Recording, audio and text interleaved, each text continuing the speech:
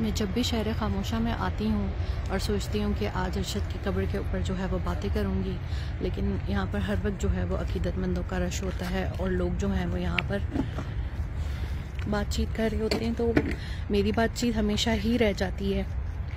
अस्सलाम वालेकुम अरशद, आज अगर तुम ज़िंदा होते तो तुम्हारी 50वीं सालगिरह होती। हमें लगता था कि तुम हमसे ज़्यादा प्यार करते हो, लेकिन तुम मुल्क से ज़्यादा प्यार करते थे, इसलिए तुमने अपनी मुल्क पे जान कुर्बान कर दी। तुम्हें क्या मिला या हमें क्या मिला, लेकिन तुम डटे रहे।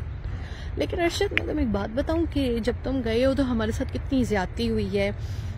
इस पूरा महीने मैं एक शहीद की बेवा हूँ, मेरी किरदार कुशी होती रही, मेरे ख़िलाफ़ लोग बातें करते रहे, बहुत आन लगाते रहे, रुलाते रहे।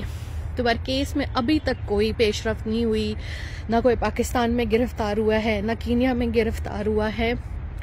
मेरे अल्लाह से दुआ है कि तुम बहुत खुश रहो, और हम बड़ी तकलीफ़ में हैं यहाँ पे, तो हमारे लिए भी जो है वो दुआ क्या करो कि हमारे लिए सब ठीक हो जाए। ये सब बहुत तकलीफ़ दे है, तुम्हारे बगैर ज़िंदगी बहुत तकलीफ़ दे है।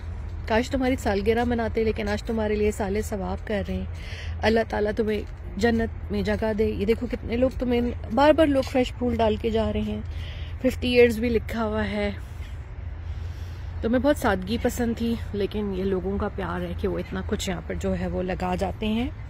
अल्लाह ताला तुम्हें करवट करवट जन्नत नसीब करे। अरशद, हम ये डिज़र्व नहीं करते थे।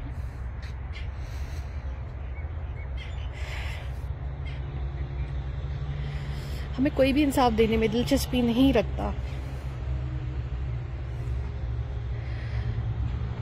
दुआ किया करो कि हमें सब्र आ जाए। तुम तो बहुत अच्छे मकाम पे हो, जन्नत में हो, हम दोज़ख में रहते हैं, तो हमारे लिए भी दुआ किया करो। Love you, miss you and happy birthday.